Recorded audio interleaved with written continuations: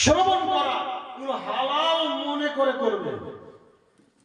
জেনা ব্যভিচার করা, রেশনের কাপড় ব্যবহার করা, নেশাদার দ্রব্য পান করা ও বাদ্যযন্ত্র এগুলোকে হালাল মনে করে করবে।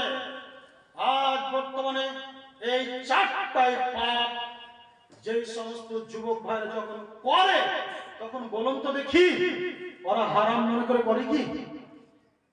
হারাম মনে করে করে? যদি হারাম মনে করে করত তাহলে করতো না, যখন করে তখন তারা হালাল মনে করেই করে।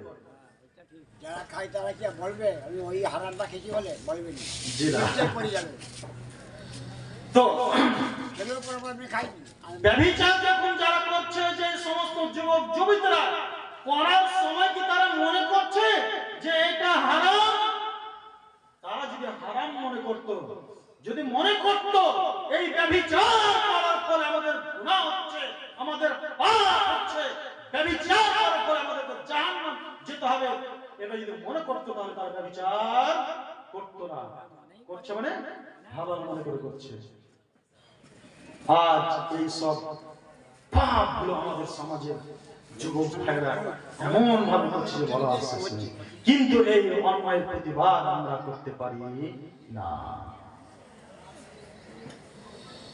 আমার চোখের সামনে অন্যায় হচ্ছে, অত্যাচার হচ্ছে, আপনার সামনে হচ্ছে, আপনার নিজের ছেলে করছে, নিজের মেয়ে করছে, নিজের ভাই করছে, অথচ আপনি আপনি একবার বাধা দিতে পারবেন না, একবার অন্যায়ের প্রতিবাদ করতে পারেন না।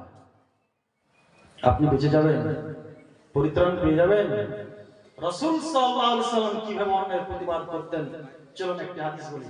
সহিহ মুসলিম হাদিস নম্বর 2090 এর মধ্যে বলা হয়েছে,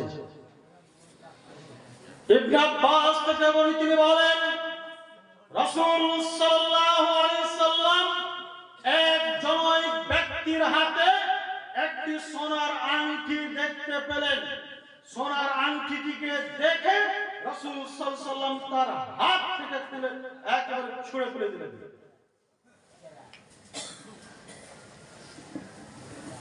রাসূল সাল্লাল্লাহু আলাইহি সাল্লাম চলে যাওয়ার পর লোকটিকে বলা হলো যে আংটিটি উঠিয়ে ভালো কাজে লাগিয়ে নেবে। সে লোকটি কি বলল যে লা আখুযু আবাদান, যে জিনিস রাসূল সাল্লাল্লাহু আলাইহি সাল্লাম ছুঁড়ে ফেলে দিয়েছেন তা আমি কখনো নেব না। তার মানে কি বুঝলেন? সোনার আংটি পরা পুরুষের জন্য জায়েজ নয়, তাই তিনি তার হাত থেকে সোনার আংটিটিকে খুলে ছুঁড়ে ফেলে দিয়েছিলেন। তিনি অন্যায়ের প্রতিবাদ করলেন, কিন্তু আমাদের ক্ষমতা আছে কি এইভাবে অন্যায়ের প্রতিবাদ করা? আপনি আমাকে আমার অন্যায়ের প্রতিবাদ কি করে করবেন? আপনি নিজের ছেলের অন্যায়ের প্রতিবাদ করতে পারেন না, তো আপনার মেয়ের অন্যায়ের প্রতিবাদ আপনি করতে পারেন না, তো আপনি সমাজের লোক আপনার সামনে করে আপনি কি করে অন্যায়ের প্রতিবাদ করতে পারবেন? তার মানে আপনার মধ্যে ঈমানের ত্রুটি রয়েছে, আপনার মধ্যে ঈমানের খামতি রয়েছে। আপনার মধ্যে যদি ঈমানের স্পিরিট থাকতো তাহলে আপনার চোখের সামনে কোনো মানুষ অন্যায় করবে আপনি মেনে নিতে পারবেন না, আপনি অন্যায়ের প্রতিবাদ করবেন, সে যেভাবে আপনার পক্ষে সম্ভব হবে, কিন্তু আমরা করতে পারি না।